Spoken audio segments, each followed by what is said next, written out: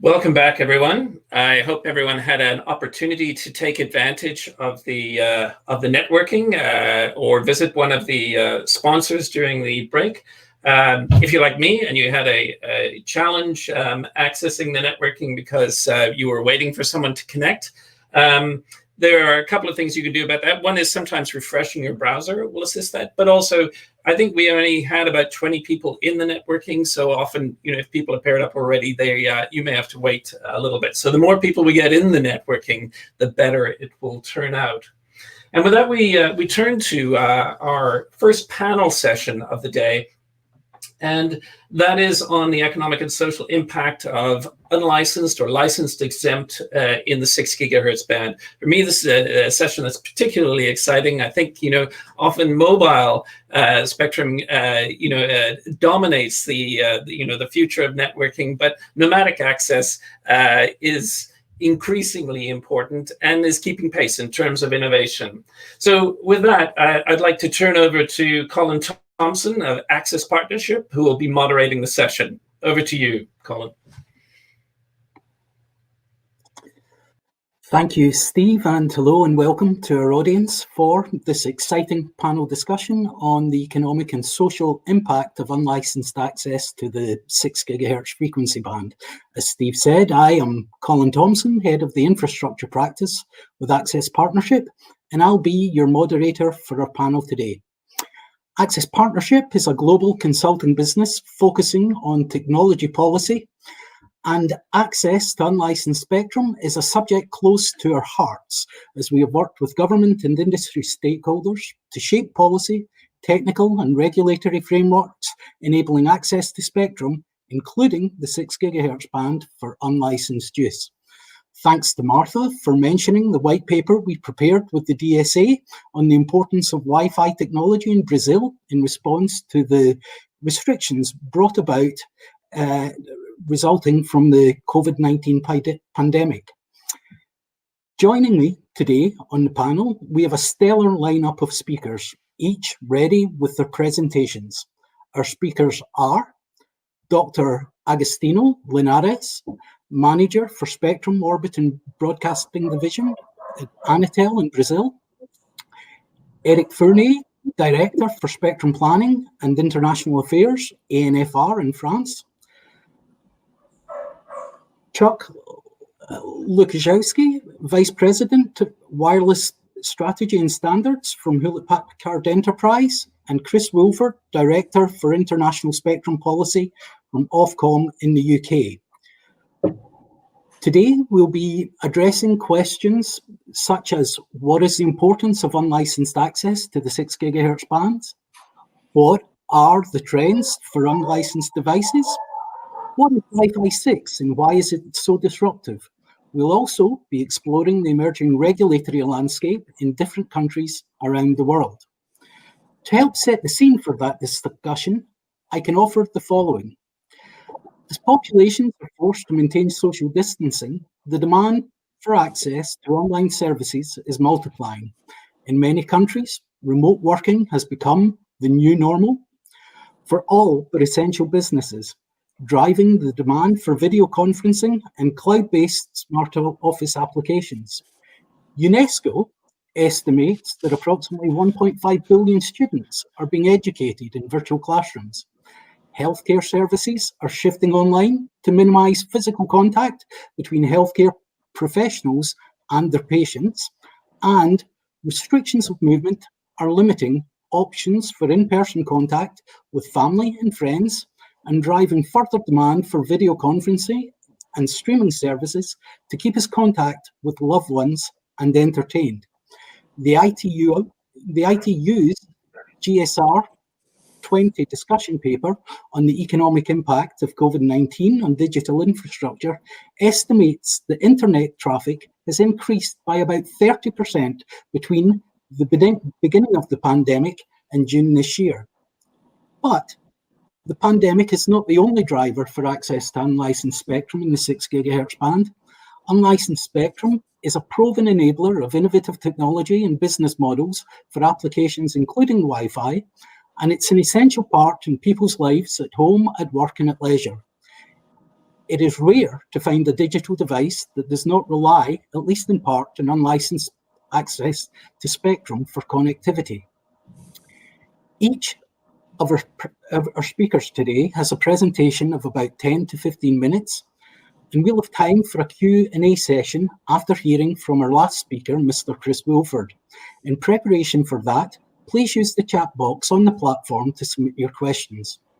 Now, Dr. Agostinho Linhares is our first speaker, so without further ado, I will hand the platform over to him. Enjoy. Thank you, Colin.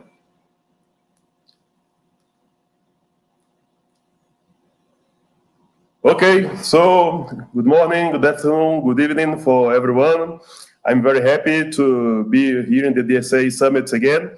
I have participated twice or three times in previous year. Unfortunately, this year is not in person, but it's very good that we have these technological tools that enable us to participate in this great event. So let's talk about the 6 gigahertz release process for wireless access system, including radio local access network in Brazil. Next slide, please. Okay, so let's talk a little bit about the past and go now to the present. The last big milestone for Wi-Fi was in WRC 03, the World Radio Communications Conference 03, because in that WRC, it was identified additional spectrum, 5 gigahertz for wireless access systems, WAS.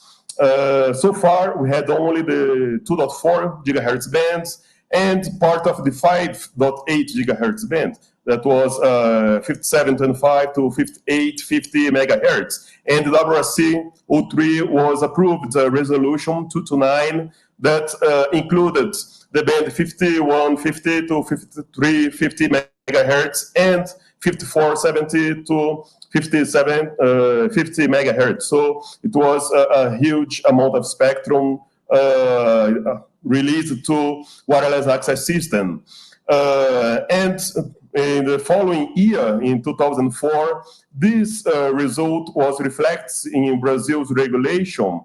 Once we added these two parts of the 5 gigahertz band to our land here in Brazil, that enables to have additional spectrum for Wi-Fi.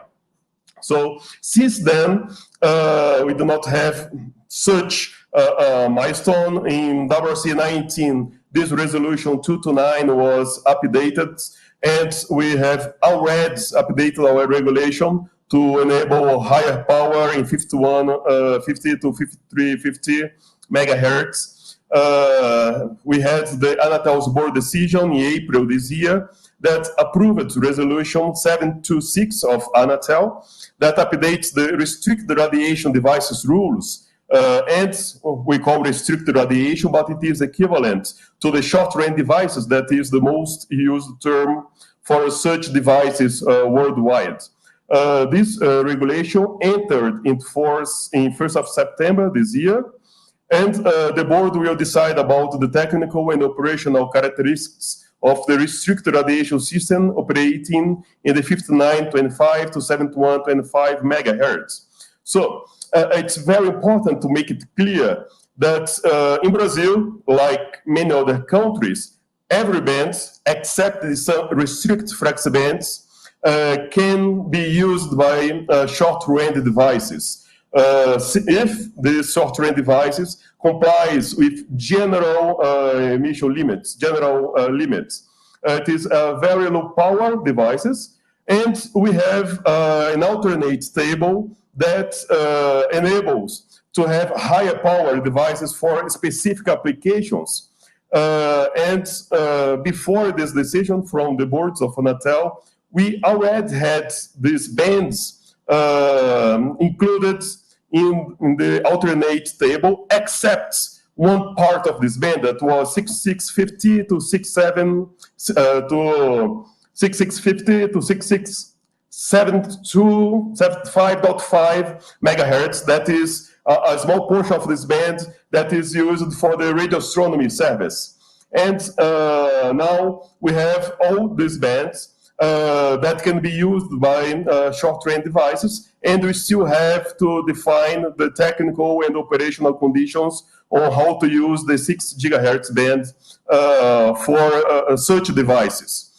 This ordinatory order was signed in May this year, and the boards gave the technical division 3 months to conclude its proposal, and we conclude our work 2 weeks in advance, and now this process is again in the board with Commissioner Manuel Campelo, and I believe that in some weeks we are going to have these documents included in the board's meeting. Next slide, please.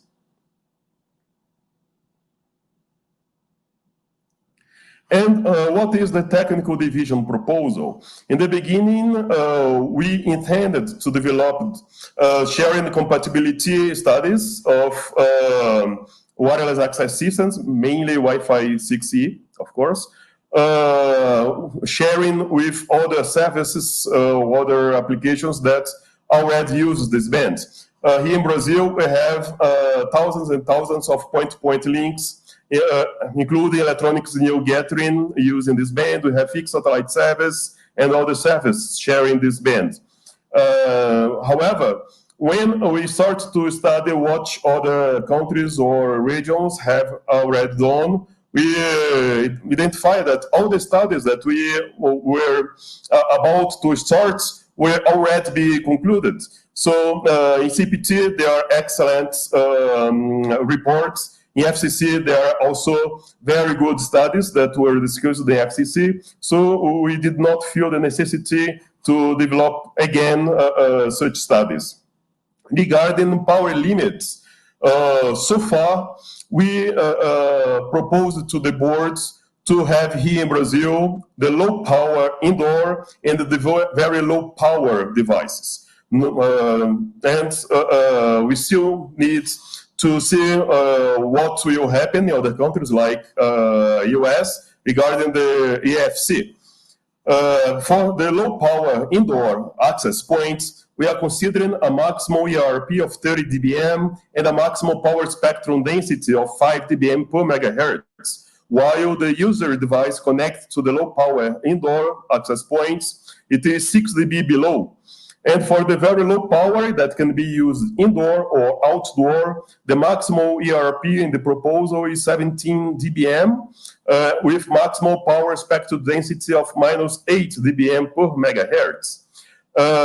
We are also considering that WRC-23 will consider possible identification of part of this band for region 1, and only the last 100 megahertz is being discussed for a possible worldwide identification for IMT. And this is very interesting because, at least in Brazil, after the first decision of the boards, many companies start to visit ANATEL, the technical divisions or the boards, and many people that I know them for a long time and never participate in the international discussions. We're talking about the WRC-23, and suddenly the World's Radio Conference starts to be called World Radio Commission, World Radio Committee, because people are not used to these terms.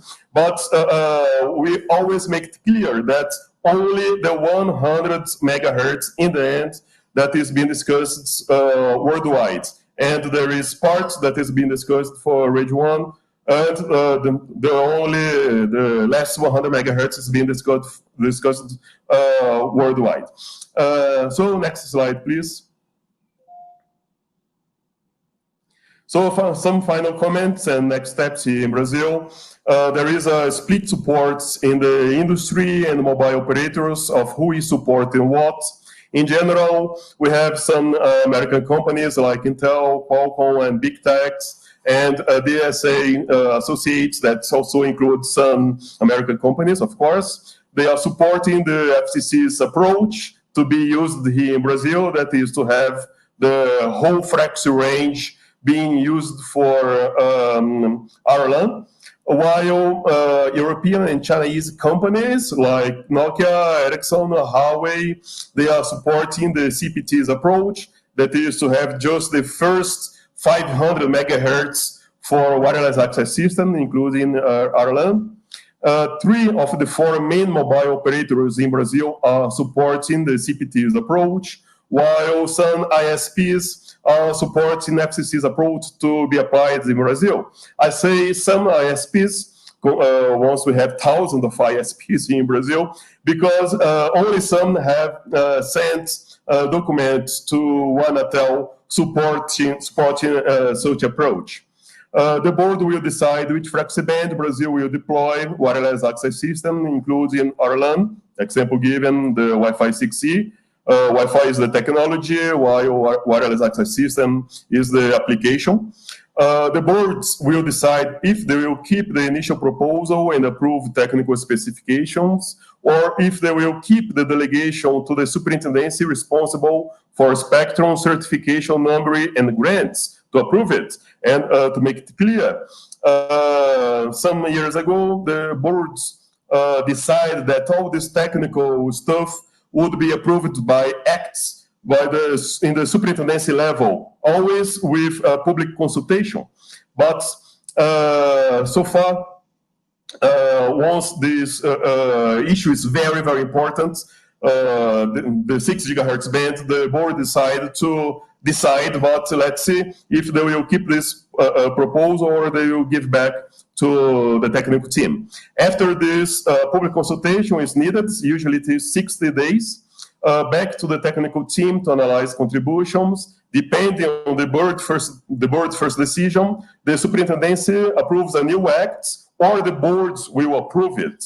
And for the last, but not least important, it is expected to have new radio licenses using this band as well. So the 6 gigahertz, if it is used just partial band or the whole band, we expect to have NRU as well. So, Colin, I'll give you back. Thank you very much for everyone. Many thanks for that presentation, Agostinho. It's interesting that you've identified that NRU will occupy part of the band as well. And we'll look forward to the ANATEL consultation document, in particular, to see which approach wins out, whether you go with the FCC with the full 1200 megahertz or the CEPT approach for the lower 500. It was also interesting to note that ANATEL have leveraged the existing studies conducted by both the CEPT and FCC, and great to see that you were not reinventing the wheel. I'm sure we'll have plenty of questions relating to your presentation following our other speakers. So with that, I would like to hand over the floor to Eric. Thank you, Colin, and good day to everyone. We are then traveling from Brazil to Europe. Next slide, please. So in Europe, good news, which was announced by Gilles Brégant a few minutes ago. We have now, I think, a consensus on the way forward for opening the 6 GHz frequency band for radio LAN in Europe. This consensus was reached 2 weeks ago in a meeting, and I think all industry and administrations are now in agreement with this compromise. So Chris Woolford, the chairman of ECC, will develop that, but we expect an ECC decision to be adopted in 2 weeks' time, which will then follow the EU process. There's 2 Ofcom meeting at the EU level in December and then in March, and I expect that at maximum at the latest in March there will be also an EU mandatory harmonization for the 6 GHz for radio LAN. So clearly the mandate for harmonization and the work item in CPD was limited to the frequency band 5945, 6425. that was a limitation from the beginning, and I will come back to that later. So, what for the 6 gigahertz?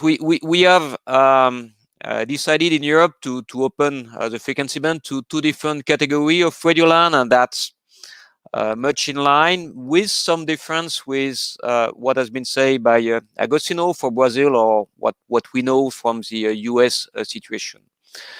So we will open the 6 gigahertz frequency band for low power indoor. So it's a maximum of 200 milliwatts.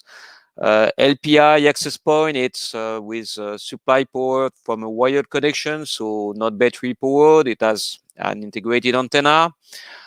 We are not differentiating like in Brazil, the power depending on whether it's an access point or client device. For client device, it's the same power, maximum 200 milliwatt, and it has to be connected to an LPI access point or to another LPI client device, which may or may not be battery powered.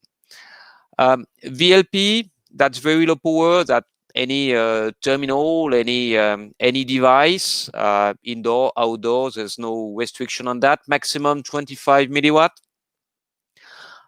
We have defined also some power density of 1 dBm, with a possible relaxation in terms of power density for what we call a narrowband device, which are with channel narrower than 20 megahertz, and which is allowed with a higher power density, but with the condition that it will operate on 15 frequency hopping channels, so to spread the interference to sufficient bandwidth.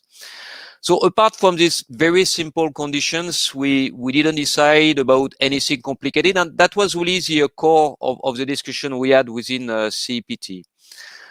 In particular, for the last few months, there were a lot of discussions on whether we should have, at least on a national basis, some possibility of geolocation database for the protection of fixed service or for the protection of ITS CBTC system. And at the end, it's part of the consensus, part of the compromise.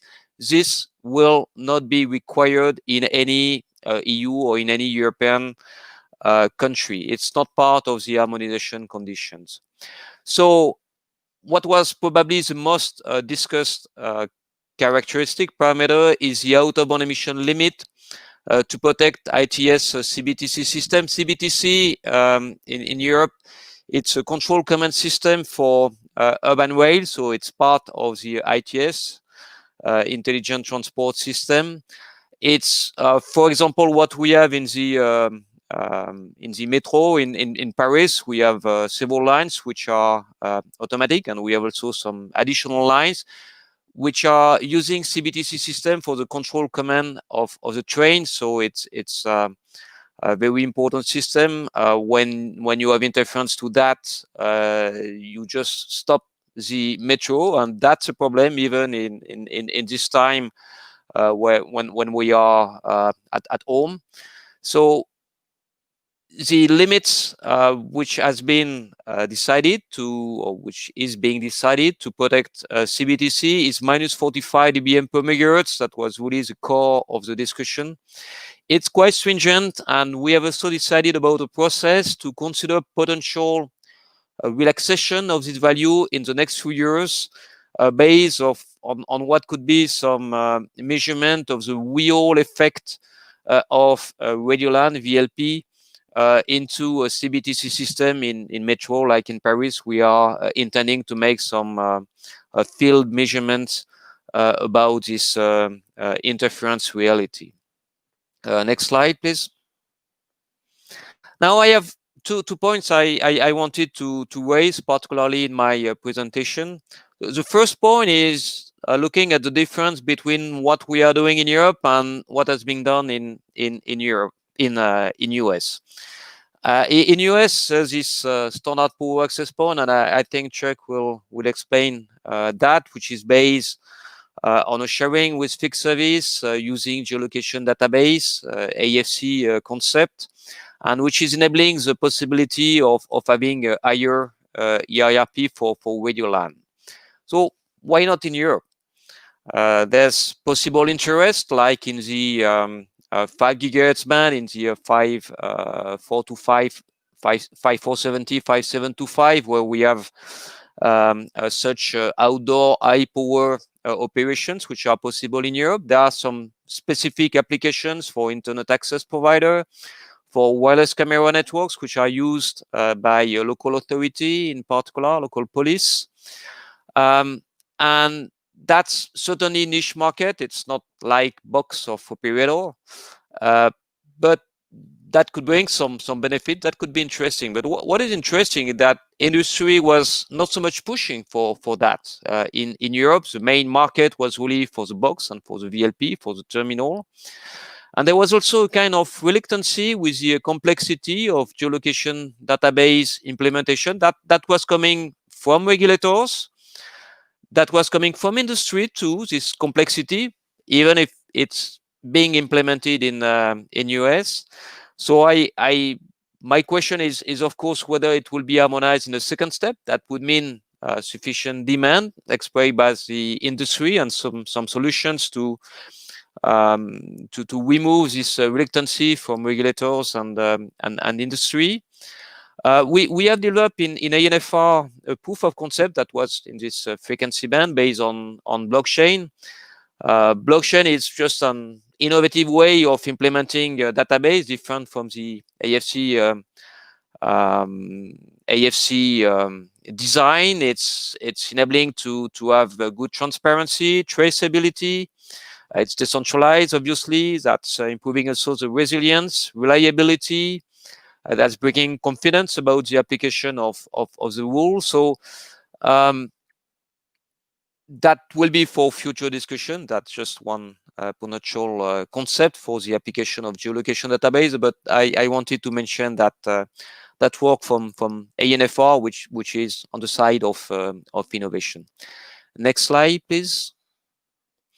The second issue I wanted to mention particularly, and that was also addressed by Agostinho, is this issue of what will happen to the upper part of the 6 gigahertz band, the 6.425, 7.125 megahertz.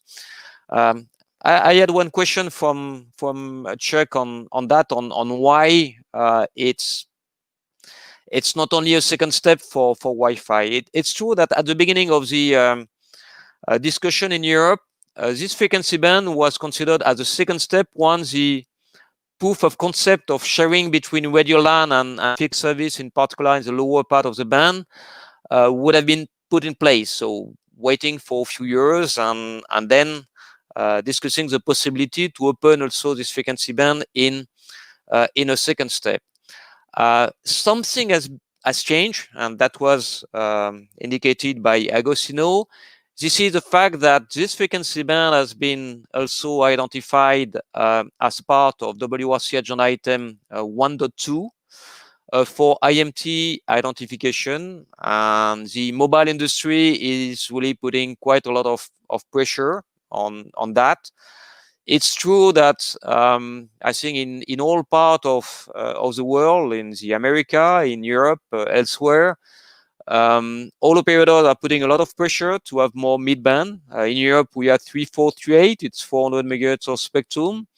And the question is, what will come next? And 6 gigahertz is obviously one of the potential candidates for that, in competition, obviously, with radio LAN, in I would say a race with radio LAN industry. There's obviously one technical element here, which is a satellite protection. I think one of the reasons why the 6 gigahertz frequency band was, say, planned for Wi-Fi is that for the protection of satellite, it's much better if you have some lower power. If you consider even the 36 dBm for outdoor radio LAN compared to, I don't know, 70 dBm EIRP for an IMT base station in this midband, which could be even 75 or 78 dBm, you have a significant difference. So all satellite protection could be managed, and satellite protection, it's an international obligation here. how that could be managed, it's an interesting question for WRC 23 to discuss. I have some doubt. I don't have any definitive response today now. But if there's a possibility to have IMT identification in this frequency band at WRC 23, we will be in an obligation as European administrations to look at what meet best our need, and I have no clue whether it would be a Wi-Fi radio LAN or whether it would be IMT. That will be considered on my side after WRC 23 only, and not before. Obviously, also whatever it's IMT or radio LAN, there will be also the need to address fixed links. We know that with radio LAN, the sharing is normally much easier. We are a good expectation that it will work in the lower part of the band. That's why we have accepted the compromise in the lower part of the band. For IMT, that would be much more complicated, whether there would be some sharing based on geolocation, whether there would be long-term refarming, but long-term means really long-term here, because that's an important band. We are currently relocating the frequency, the fixed links, which are in the L band, in the 1.5 gigahertz, to this frequency band. So that would be only something which would be really a long-term. So there's also difficulty here.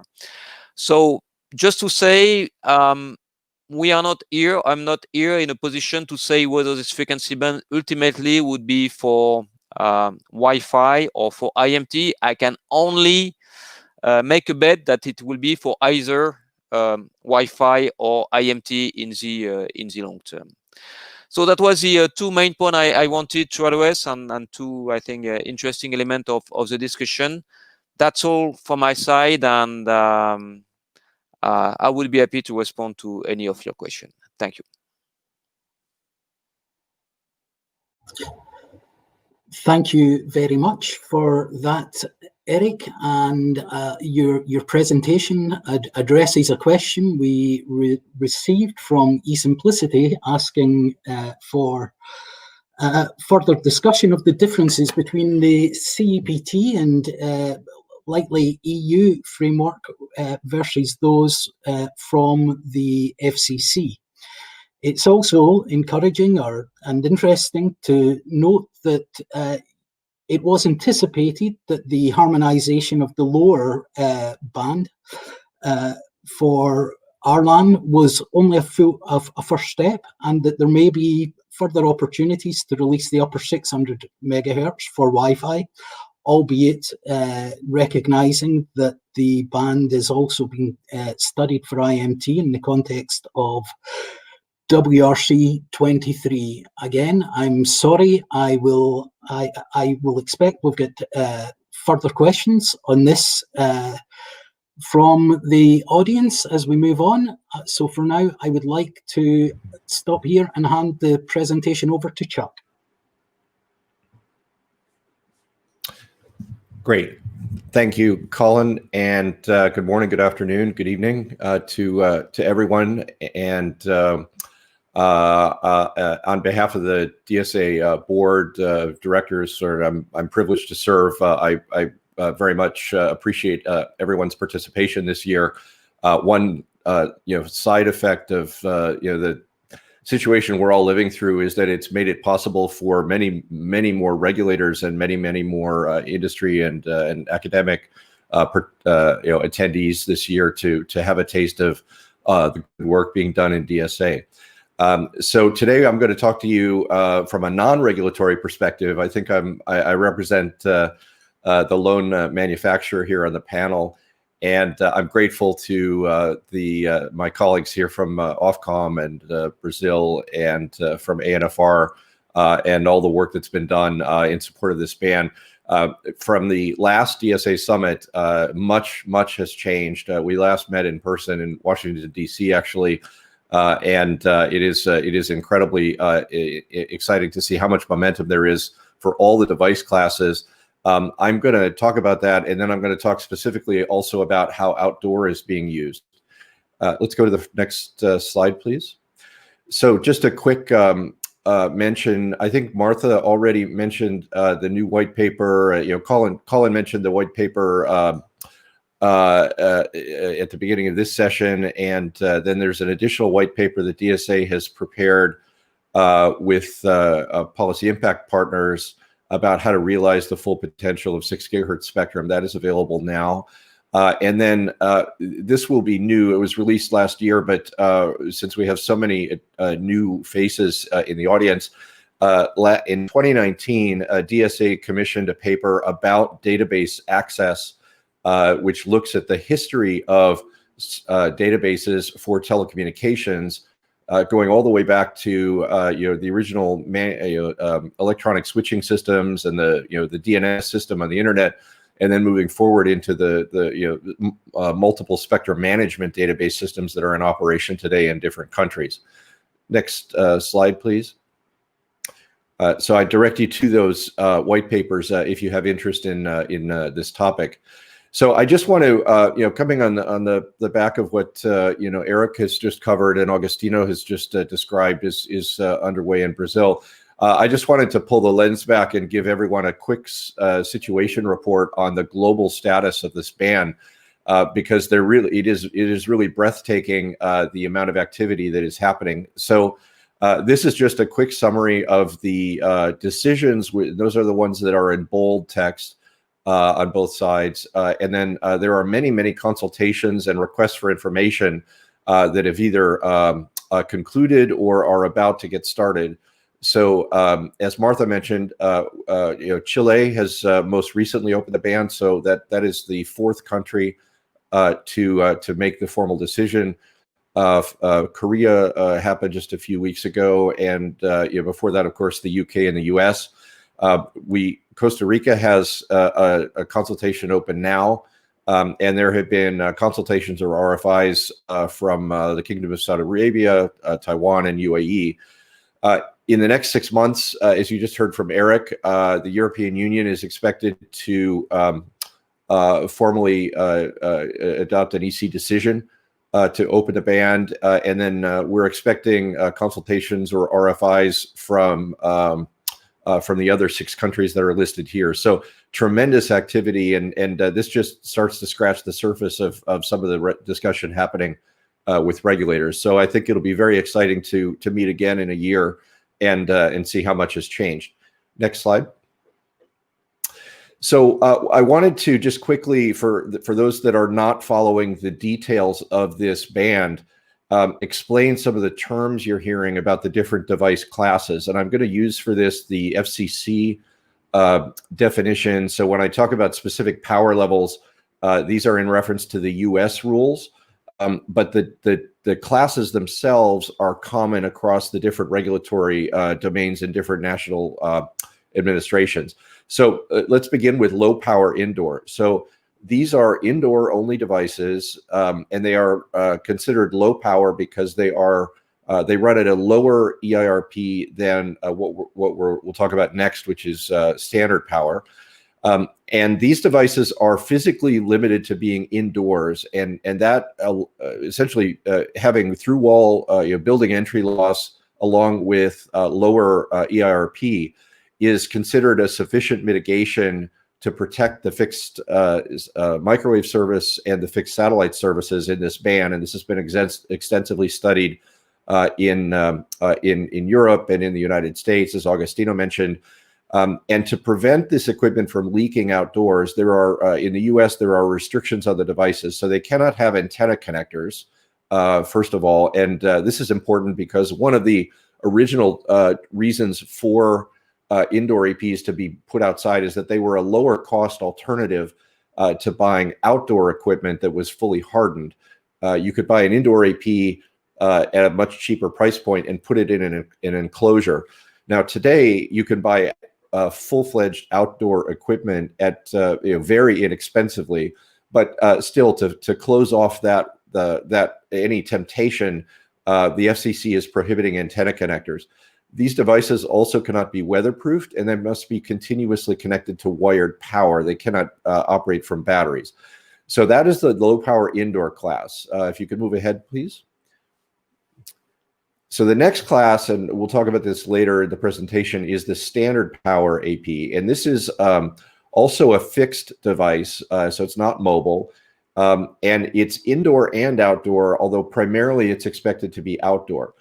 Indoor uses, again, because the LPIs cannot have antenna connectors, there are use cases indoors that we serve. For example, we have customers that put APs outside of freezers and refrigerated spaces, and then they'll put antennas inside, or perhaps they're using antennas in something like an aircraft hangar or maybe a large warehouse.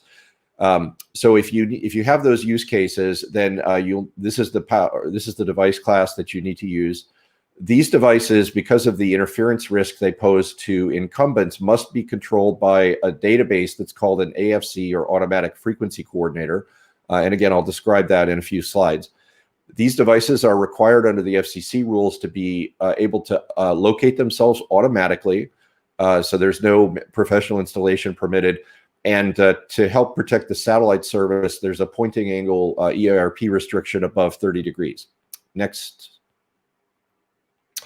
And then a device class that was not approved in the initial order in the United States, but as you've heard from Eric and Agostinho, it will be either going to be approved in Europe and is under consideration in Brazil and elsewhere, are the very low power devices. So the first two devices we talked about are both fixed; they don't move.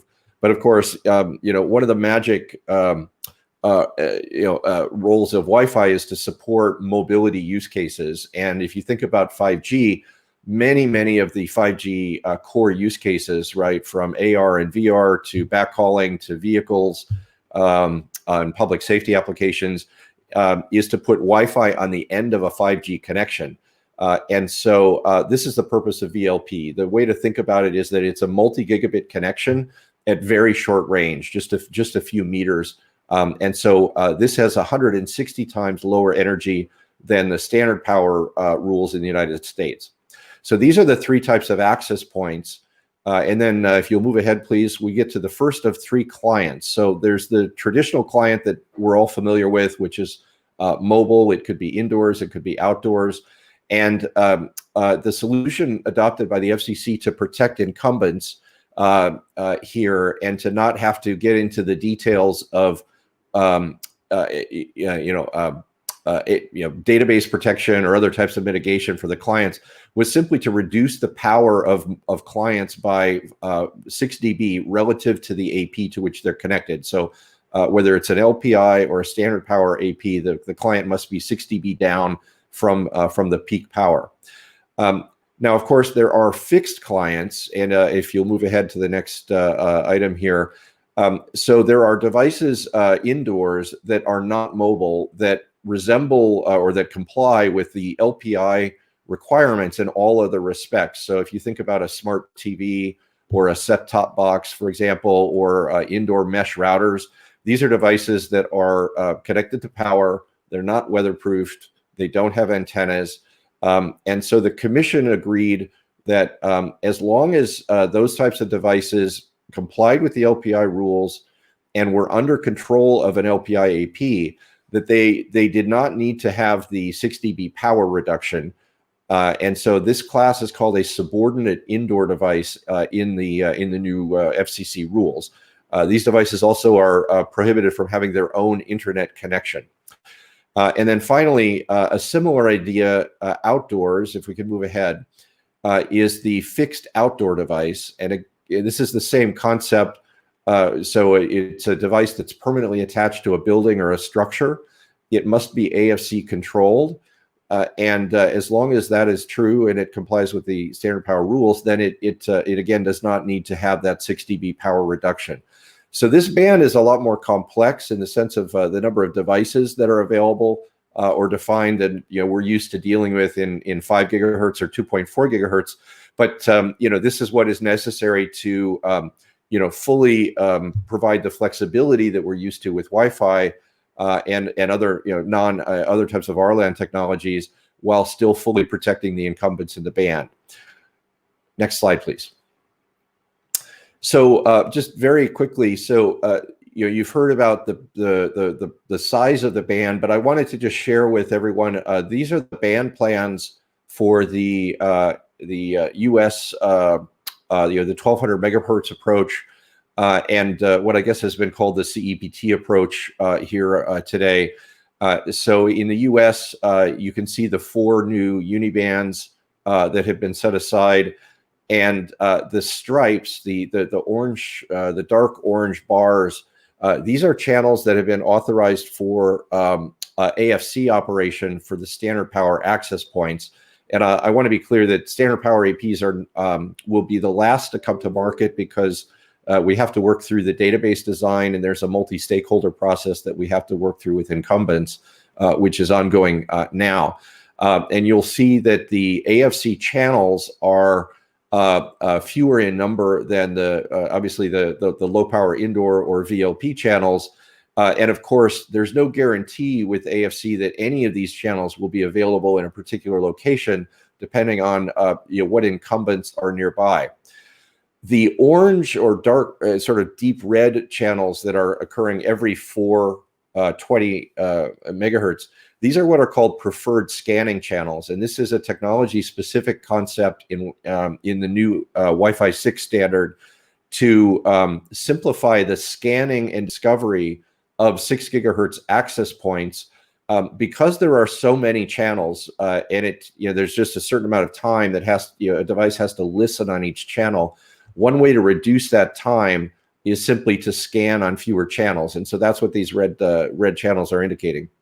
In Europe, and countries that follow that approach, we have 500 megahertz available, which is adequate for 6 80 megahertz channels and 3 160 megahertz channels. And you can see the PSCs here. I'll note that in the 1200 megahertz approach on the top, there are 14 80 megahertz channels, which is incredibly profound from in terms of being able to really adopt the wide channelizations. This is one of the core objectives of industry, to be able to deliver that multi-gigabit 5G experience, as well as distributing the interference profile across more spectrum, which is better for coexistence. Next slide. So just in terms of devices, very quickly here. So we are expecting, and it is the case that the dominant form factor for access points will be tri-band. And the reason for that, very simply, is that there are no 6 gigahertz clients in the world today. And so we're going to have a many-year period of time when we're going to have different capabilities in the devices and the infrastructure. And so it's going to be important to make sure that as the infrastructure on the ceilings are upgraded, that they can support all the different bands.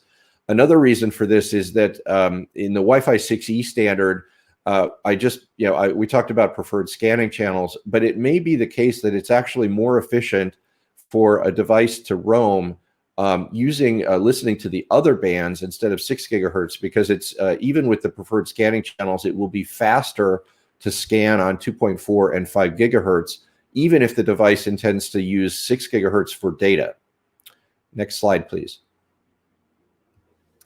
So just a little bit about AFC, and then I'll wrap up. So again, particularly for administrations that are considering outdoor use, this band is challenging because of the fixed service deployments and to a lesser extent the fixed satellite service.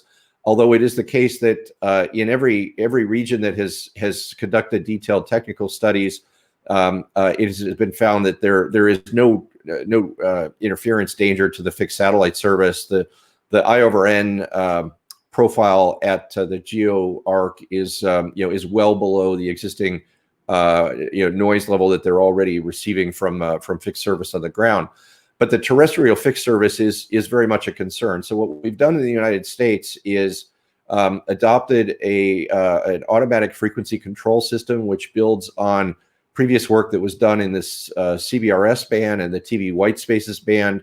But because of the fixed nature of these incumbents, is a much simpler solution to work with. So in essence, there's a protection contour that is calculated in front of each FS receiver. And I'm showing a simple example here on the right side. And of course, because these links are FDD, there would be one of these on each end of the link. Based on the characteristics of the particular antenna on the receiver, which is available in the FCC's universal licensing system, the AFC can calculate that contour, and then the RLAN device is required to contact the AFC at least every 24 hours and provide its geolocation. And if that location is outside the contour, then it's permitted to operate on that spectrum. However, if any part of that RLAN device is in contact or inside of the protection contour, then the spectrum corresponding to that incumbent is not available to that RLAN. And of course, this can vary from, on a kilometer by kilometer type of a basis. And in a given location, you may see that there are multiple FS links that would be blocked out. And so that's what we're showing here on the bottom of this screen. This is from a AFC prototyping tool that we co-developed.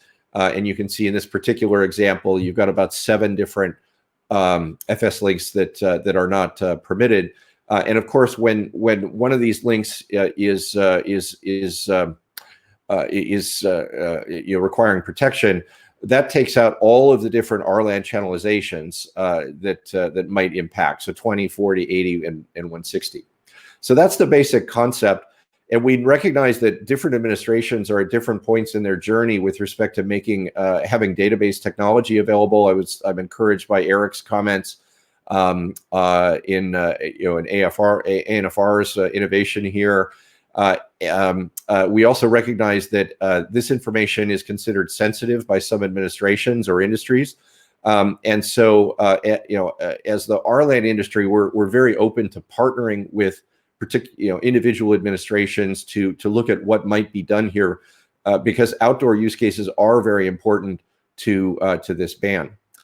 Finally, on the last slide, just to wrap up, so here's a live example. The AFC systems are not just theoretical; they are in development today.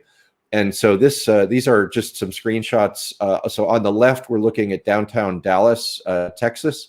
And the colored lines are showing you essentially the different FS links that are coming in and out of downtown Dallas. They're basically terminating on high-rise towers. And the cross, the red cross in the center of the display, this is just, we've dropped a hypothetical RLAN in that location. And then on the right side, we're showing the protection contours that have been calculated for each of those FS links that are shown on the left side. And you can see that even in a metro area like downtown Dallas that's particularly flat, we still have a considerable spectrum availability. There are 4 80 megahertz channels and 9 40 megahertz channels that would be available in this location. And so, this is very encouraging, I think. So again, we look forward to working with administrations to make outdoor access possible. And in the meantime, we're grateful for all the progress being made on LPI and VLP. Thank you.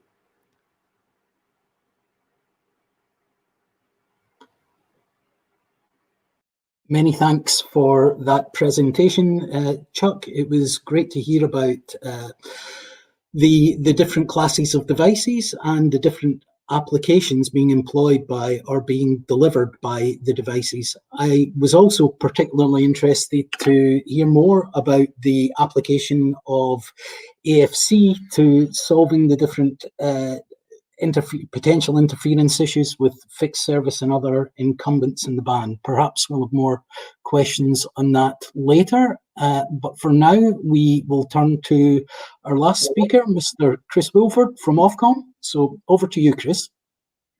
Thanks. Thank you very much, Colin. Good morning, good afternoon, good evening. My name's Chris Woolford. I'm the Director of International Spectrum Policy at Ofcom. And I'm going to really focus on what we're doing in relation to the 6 gigahertz band in the UK. And we already sort of heard about what's going on in Europe. Before sort of focusing, however, exclusively on 6 gigahertz, if I go to the next slide, I just wanted to sort of touch on Ofcom's approach to making spectrum available. And it's always or long been our aim to get spectrum out into the marketplace and to do so in a timely manner. I think one thing that has sort of developed over recent years, however, is a recognition of the importance of getting spectrum out in the appropriate format. And what we've seen over recent years is an explosion, a myriad of wireless devices and different use cases, all requiring slightly different forms of access to spectrum. And the importance of getting spectrum out there in a way that can be used and giving flexibility to people to innovate is, I think, just more important than ever. And that's very much part of Ofcom's approach. So we make spectrum available in a licensed format.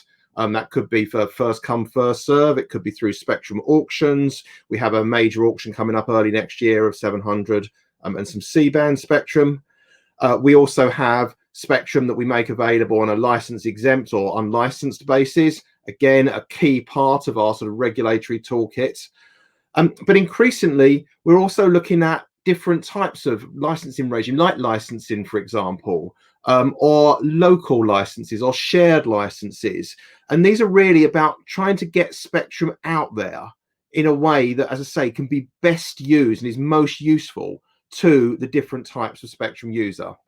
And as I mentioned, sort of the idea of license exempt or unlicensed spectrum is absolutely fundamental to that toolkit and to that approach of different ways of making spectrum available. And that's what we're doing in terms of license exemption in the 6 gigahertz band. I already touched on some of these. I mean, people will be aware of the advantages of this, of license exempt spectrum. I think one thing that just is worth emphasizing is the role it plays in promoting innovation. And we've seen that over a number of years now. It is the way in which innovators can get easy, quick, and simple access to spectrum. And it really is playing a fundamental role in terms of promoting lots of innovative devices. So Wi-Fi is the obvious one, but we're also aware of lots of industrial types of applications that are looking for access to license exempt spectrum. And of course, that improved wireless experience for consumers is one of the key things that's driving our approach to the 6 gigahertz band. So if we move to the next slide, I can just outline what we've done in the UK. So we published a consultation document in good Ofcom tradition back in January of this year.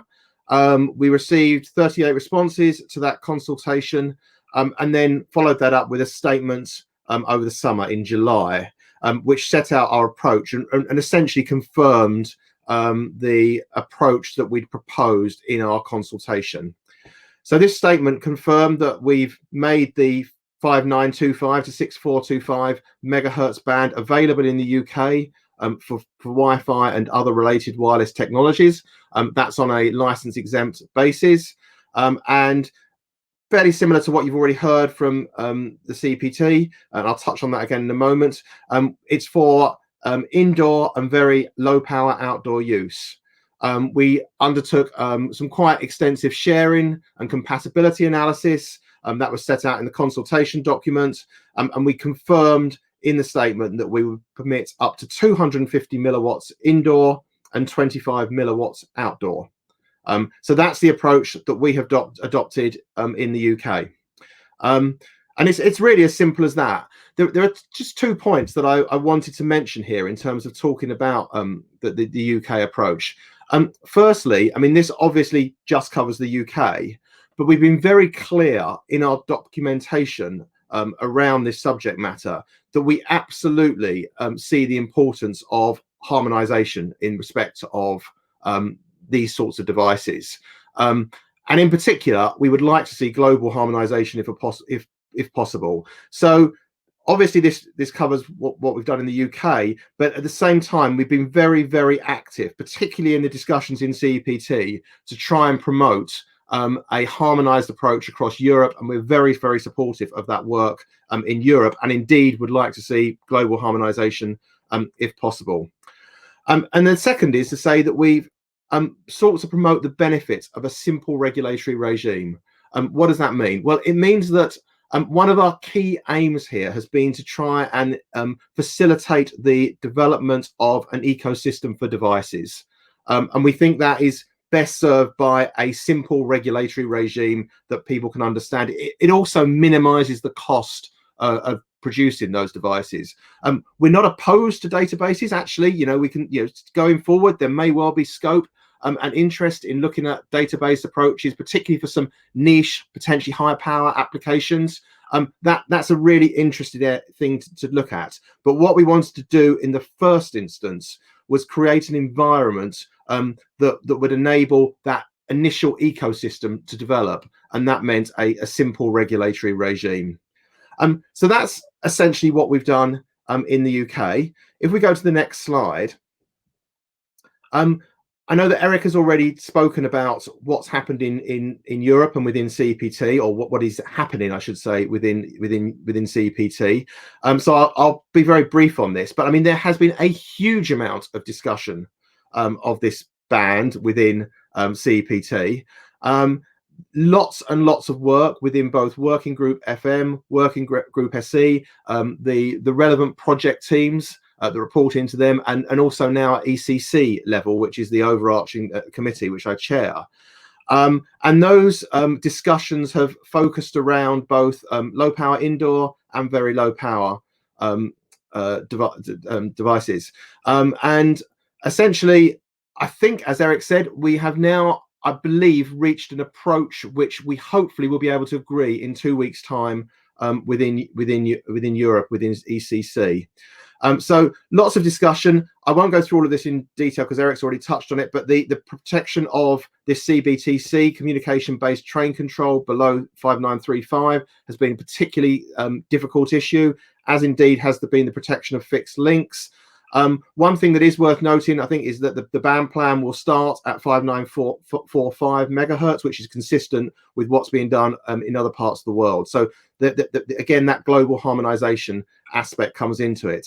And I do hope that we will be able to approve this at the November ECC meeting that's coming up. So that would then be the report coming from the ECC. That would be an ECC decision as well, which I'm hoping that we can agree in a couple of weeks.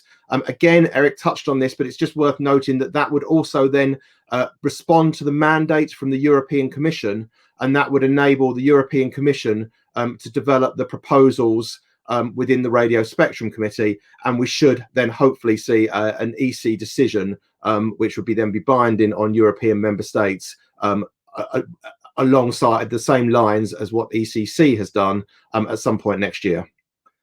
So that's where we're at in the European process. And I think you can see there's quite a lot of similarities between what we've done in the UK and what's been agreed at, or what's likely to be agreed at ECC level. I mean, I guess one slight point of difference is in relation to the low power indoor. We have 250 milliwatts in the UK, 200 milliwatts in Europe. I mean, essentially what that means from a UK perspective is that any equipment made for the European market will also be usable in the UK. So that's been our primary aim. And then when it comes to the very low power, then the power levels are the same. So the aim from a UK perspective has been to ensure that any equipment developed for that European market will also be available in the UK. So that's really what I was going to say in relation to this particular band. If we go to the next slide, which is my final slide, I just wanted to touch also on the 6425 to 7125 megahertz band, because that has obviously been the topic of discussion and is very relevant to this debate. I mean, I think it's very clear that within Europe, we have a clear direction for 5925 to 6425. And as I say, I hope that that will be agreed in a couple of weeks' time, but the direction is clear. For 6425, however, and this is up to 7125, there is no clear direction yet within Europe in relation to that. And it's a similar situation in the UK. It's something we're looking at and beginning to look at, because I think it's going to be a very important issue, but we haven't yet decided either at UK level or at European level exactly how that should be taken forward. It is clear that this ban will be discussed, particularly in region 1 for 6425 to 7025, and then globally for the top 100 megahertz. in terms of the preparations for WRC 23. That work is just getting underway. It is worth noting, I think, that Europe did not support this band being considered as under this agenda item, but it was agreed subsequently at the WRC. So it wasn't something we'd agreed going into the WRC, but it was something we accepted coming out of it. And at this stage, it's probably too early to say exactly where Europe might go. I expect quite a lot of interesting and contentious debate in relation to this band at European level over the coming months and even years in the preparations for WRC 23. And that, as I said, will be carried out as part of that preparatory process through the European Conference Preparatory Group. So that's probably all I can say in relation to that band at the moment. And let me hand back to Colin for any questions. Thank you very much.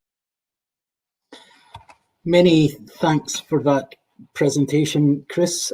Very insightful. In particular, the message that you've conveyed about keeping the regulatory framework simple to stimulate innovation and to keep the costs down. It's also interesting to note and to echo your comments that the consideration of the 6425 to 7025 band for IMT by WRC 23, that wasn't a European proposal going into WRC 19, and building on your comments that harmonisation not only within Europe and within the CEPT, but also in the wider international framework. That I think that concept becomes really relevant in the context of that discussion.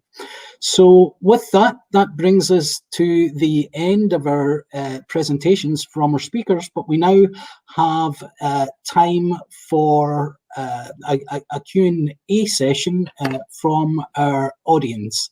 Now, if you don't mind, I will kick off the questions with a question to Agostinho. In Brazil, the technical division's proposal did not include AFC. When do you expect you'll have such a solution in Brazil? Thanks for the question. Thank you, Colin. Well, let's wait for the first decision from the boards. The proposal of the technical division did not include the AFC. Once in US it is being developed. So let's see how this will work in US. And after we see the American experience and have the software developed, maybe and probably we will have AFC with a standard power operation in Brazil. Once we have, it will be very simpler to use a software that is being tested in other country. So we will keep following this international discussion, mainly in US, and probably apply to Brazil. And it's another very important point is that probably the bands that US will use for AFC will not be exactly the same of the bands in Brazil, because we have electronics new gathering of mobile operation in different bands that is being used in US. So probably we'll have a small difference in the bands. Thank you. Thank you, Agostinho. And we have a question from Toby Yule from Policy Tracker, and he notes that Director Maniwick's Mario, in his comments earlier, he made a comment about the dangers of making domestic regulation without going through the ITUR process. How does that impact, or how does that sit with the 6 gigahertz discussions? And maybe I'll pass that question to Chuck. Actually, I was just going to say that might be better directed at my colleagues from various administrations. Okay, no problem. Do we have any volunteers, or will I ask Eric to answer it? Well, maybe if I can start on this one. First, I'm not totally sure about what has been said by Mario, but what is being done in the 6 GHz is fully in line with the radio regulation. We have already a mobile allocation in this frequency band, so all administration has a right to operate radio LAN in this frequency band. In this respect, it's quite different from what happened in the 5 GHz, where there was no mobile allocation at that time at WRC 2003, and where the sharing with Earth exploration satellite, with the Global Star feeder link, with radars, was quite complicated. So there was really a need to agree internationally on some sharing solutions which were quite complicated. Maybe going to ITU, WRC could have been interested from an industry point of view in order to say have something which would be worldwide from the beginning. But I have to say that Wi-Fi industry, radio LAN industry is quite successful in reaching that through another way, which is persuading various administration all around the world that Wi-Fi 6 GHz is a good choice in terms of spectrum management. So responding to Toby, I don't think there was really such a need to go to WRC on this topic, and I fully understand the choice which was made by the Wi-Fi industry a few years ago. Yeah. I agree with Eric clearly on this. I mean, in terms of the regulatory frameworks, I do think there is a little bit of an issue though, in the sense that I think on the one hand we are very keen to see global harmonization, and the obvious route to do that is through the WRC process. On the other, as from a regulatory perspective, we also absolutely want to promote innovation, and I think that one thing that we are increasingly aware of is the need to ensure that the international frameworks do not in any way slow down that ability to innovate and to allow what is an incredibly dynamic sector and an increasingly dynamic sector to do whatever it does. Now, I think we can get away with it here because I don't think there is any reason why we need to be inconsistent with the radio regs going forward. But I think it is a continual balancing act that we play in terms of ensuring that that regulatory framework is sort of keeps pace and doesn't actually hinder innovation in any way, shape or form. And certainly if we were prevented from doing anything for the next 3 years, I think that would be too far, but actually we don't. The regulatory framework allows us that flexibility as it stands. Okay, thank you, Chris. Another question we have is, how does 6 gigahertz benefit countries in the developing world, and why should they prioritize access to Wi-Fi and license use of the spectrum? So that question to Chuck, please. Yeah, thank you. So, it is the case that, our lands are in some ways even more important, in developing countries than they are in some of the countries that, the U.S. and Europe that and others that are moving forward in the very near term. We now have the first really substantive economic impact studies for our lands that have been created as part of this advocacy process around 6 gigahertz, and where there have been very close looks at a variety of different countries. Most recently, I think you've heard about the work done in Brazil and Latin America, but really looking all over the world. And so the GDP impacts, right, are very clear, first of all.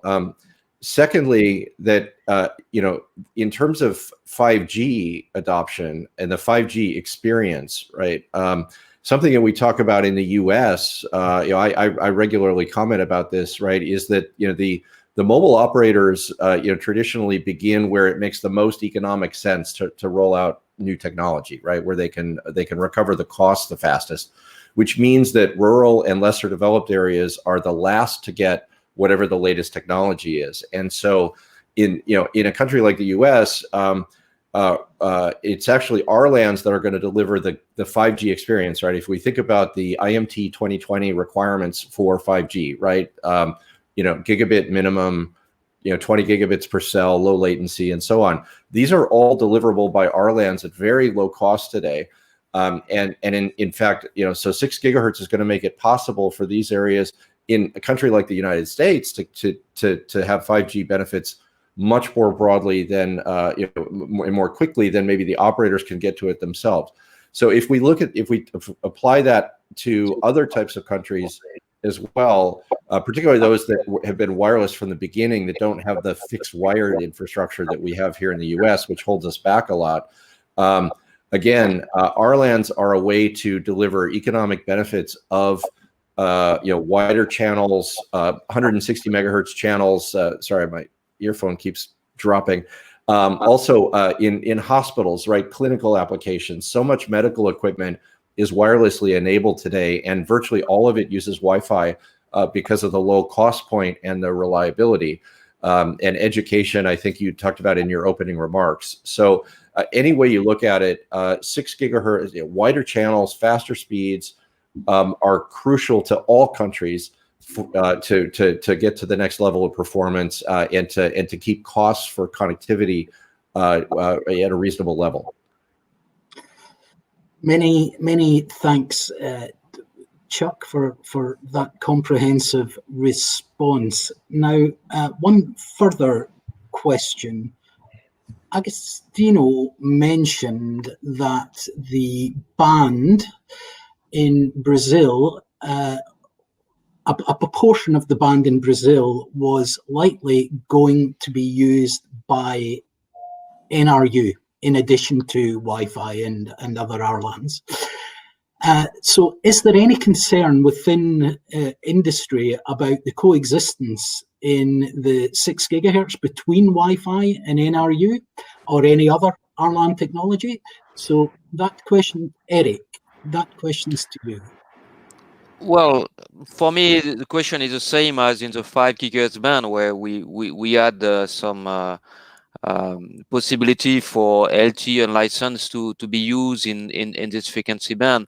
There was, in Europe, all that is organized in from technical basis in harmonized standard, where all equipment, and that's on a technological neutrality basis, all equipment have to be designed in a way to ensure protection of other ones. So the basis in the 5 gigahertz was on the energy detection. So radio LAN and unlicensed LTE device have to detect with a certain process the emission of other equipment and to stop transmission regularly in order to enable or to avoid preemption of the capacity by any system.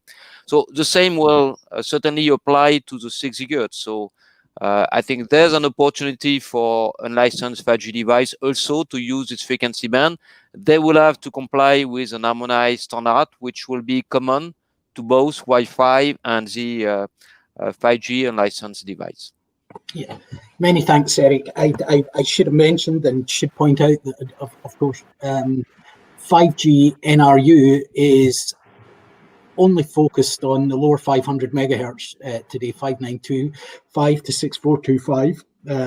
But many thanks for your Colin? Yeah. Yeah, sorry, if I may just tack on to that answer. So I just want to make everyone aware, for those that aren't following it, there's significant work happening in ETSI brand now around the harmonized standard for 6 gigahertz. It's EN 303687. And this issue has recently been the subject of a compromise between many different parties on both the cellular and the Wi-Fi communities. that was worked out over several months. And so it is the case that there's going to be a common energy detect level at -72 dBm, and that'll apply to all technologies. And so the adaptivity provisions in the harmonized standard for 5 gigahertz are also being brought up, but this common ED level will be used across the board, and so I think that will facilitate coexistence. And again, these rules are not technology specific, so we welcome other technologies into the band, and we fully expect that everyone that complies with the adaptivity rules is going to be able to effectively and efficiently use this medium. Okay, many thanks, Chuck. I'm just looking at some of the other questions coming through here. We have one specific question from David Johnson of the University of Cape Town. He'd like to understand from Ofcom and perhaps others the reasoning behind limiting the outdoor use to 25 milliwatts. Yeah. So thanks. So the 25 milliwatts is the same in CPT as what we've done in Ofcom, so there's consistency there, and that's probably not that surprising, because within Ofcom we did our own analysis and looked at the sharing and compatibility studies, but we also use CPT models, and so I've come up with the same answer as what was being done in CPT, and I think it comes back to the desire to have that simple regulatory regime. I mean, what we wanted to do was to create that ecosystem for devices. And we could see significant potential consumer benefits from a number of devices that could work within that 25 milliwatt power limit. That's not to say there are no doubt other applications that would be potentially interested, that would operate above that aren't permissible at the moment. But that would have meant that we would be looking at a more complex, potentially regulatory regime, and it's therefore that trade-off, I think, which has led us to at least in the first instance, set the power limit at 25 milliwatts, which we know works. It's consistent with what's being done across Europe. And if in the future it's possible to look at potential niche applications with a potentially higher power, then we can do so. But in the first instance, 25 milliwatt is consistent. Okay. Yeah. Many thanks, Colin. Sorry to jump in again, but if I can also tack onto this. So I want to just stress that this is 25 milliwatts is consistent with industry's request here. So for this, and again, if you think back to the slide I showed with the different device classes, the very low power class is designed to do a different job than the standard power fixed outdoor class, right? And if you think about multiple gigabits, 2 gigabits or better at a few meters, right, 3 to 5 meter type range, and particularly if there's body loss involved, right, is this going to be the case in many of these applications? 14 dBm is the perfect amount of power, and it's also consistent with longstanding SRD rules that have been around for some time. So it really is the right fit from a regulatory perspective for that device class, which is not to say that there are not also higher power use cases. So the FCC right now in the further notice is looking at mobile AFC operation in addition to very low power operation. All right, and there's a lot of material in the record that's been contributed on that. But these are two very different requirements meeting different use cases.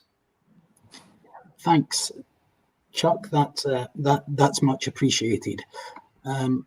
Looking at the questions, I think we've got time for another one or two. So one we've had is, what do you think is the right balance between licensed and unlicensed spectrum? Chris, this is something that you touched upon in your presentation. Do you want to lead in this?